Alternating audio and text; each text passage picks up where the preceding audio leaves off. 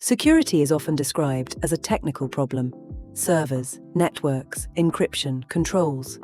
But if you strip all of that away, security exists for one very simple reason. Someone wants something they shouldn't have. Someone decides that an asset is valuable enough to pursue.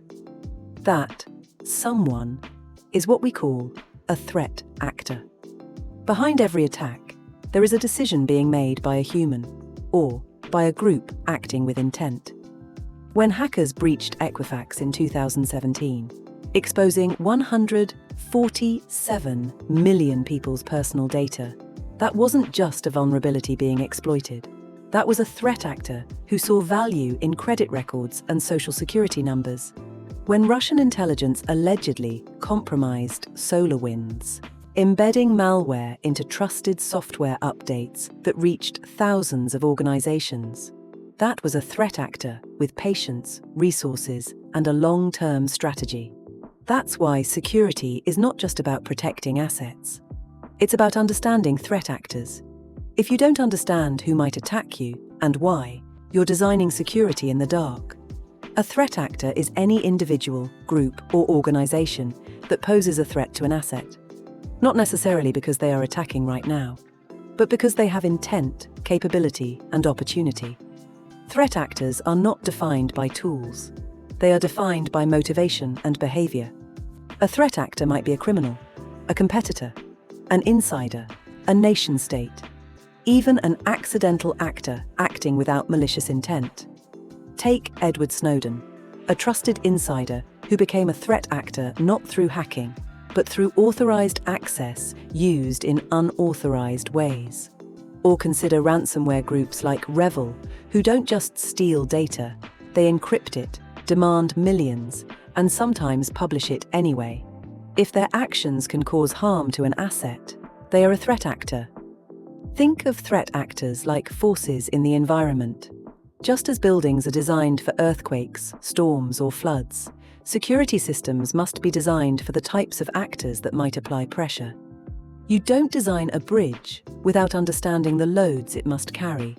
Security is no different.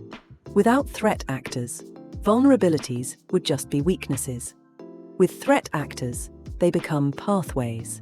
Security exists because threat actors exist, and different threat actors behave very differently. Some are noisy and fast, some are quiet and patient. Some want money, some want disruption, some want information, influence, or long-term control. The WannaCry ransomware spread globally in hours, encrypting hundreds of thousands of computers and demanding immediate payment. Fast, loud, indiscriminate. But APT29, a group linked to Russian intelligence, spent years inside networks, quietly collecting emails and documents from government agencies and think tanks. Slow, silent, surgical. Understanding threat actors means understanding pressure, not just attacks. Threat actors are usually described by a few core characteristics. The first is motivation. Why are they acting? Money, ideology, espionage, revenge, curiosity. Motivation shapes everything: targets, methods, and persistence. Ransomware gangs want money, specifically cryptocurrency they can move quickly. They'll target hospitals during a pandemic because the pressure to pay is highest. The second feature is capability. What resources do they have? Skills, tools, time, funding. A script kiddie running automated tools from their bedroom and the Lazarus Group, North Korea's state-sponsored hacking team, may exploit the same vulnerability. But the script kiddie might deface a website. Lazarus stole $81 million from Bangladesh Bank's Federal Reserve account. The scale and impact will be very different. The third feature is intent. Some threat actors actively seek damage.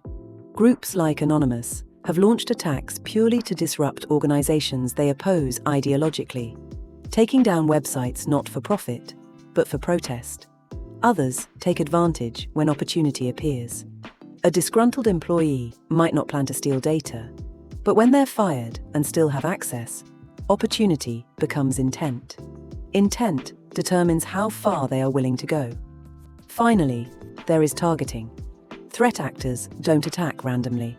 They choose assets that align with their goals. When Chinese state-sponsored groups compromise aerospace companies, they're not looking for credit cards. They want blueprints, research data, and intellectual property. When romance scammers target individuals on dating apps, they're not after corporate secrets. They want trust, emotion, and eventually, money. An asset that is valuable to one threat actor may be irrelevant to another. Many security discussions focus on attack techniques, phishing, malware, exploits. But techniques change constantly. Threat actors do not. That's why threat actors matter more than attacks. Tools evolve, motivations persist. Phishing emails used to be obvious. Poor grammar, generic greetings, suspicious links. Now they're personalized, using information scraped from LinkedIn and social media to seem legitimate. But the threat actor behind them, still motivated by the same goal: access. If you design security only around known attacks, you're always reacting. If you design security around threat actors, you're anticipating. This is why threat modeling and threat intelligence focus on who before how. Understanding threat actors helps answer critical questions. Who would want this asset? What would they gain? How patient would they be? What risks would they accept? Those answers shape real security decisions.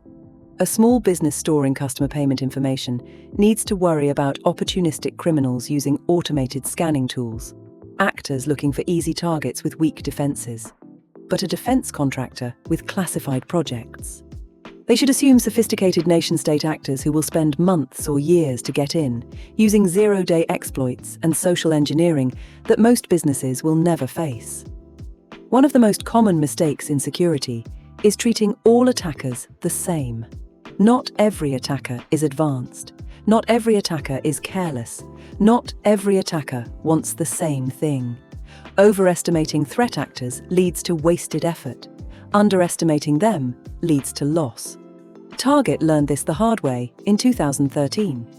They had advanced security tools that detected the breach. But security teams dismissed the alerts, underestimating that a retail company could be a target for sophisticated criminals. The result? 40 million credit card numbers stolen. Good security is not paranoid. It is proportional. Threat actors provide the context that makes proportional security possible. Threat actors are not villains in a movie. They are economic, political, and human actors operating within constraints. The goal is not to predict every attack. The goal is to understand which threat actors matter to your assets, what success looks like to them, how much effort they are likely to invest. When you know a threat actor's motivation is purely financial, you know they'll move on if you make the attack too expensive or time-consuming. They're running a business, not a mission. But when the threat actor is a nation-state pursuing espionage, cost and time matter much less. Persistence becomes the defining characteristic. Security improves dramatically when it stops asking, "Can this be attacked?" and starts asking, "Who would bother? And why?" Threat actors are the reason security exists. They turn weaknesses into incidents. They turn exposure into loss. They turn theoretical risk into real consequences. In 2014, Sony Pictures learned this when North Korean threat actors allegedly retaliated against the film The Interview. What seemed like a typical corporate network became a target because of geopolitical motivation. Emails leaked, unreleased films published, systems destroyed. The vulnerability? It was always there. The threat actor made it matter. Understanding threat actors is the foundation of meaningful security. Because security is not about fighting everything. It's about defending against the right adversaries. Once you understand them, security stops being a checklist and starts becoming strategy.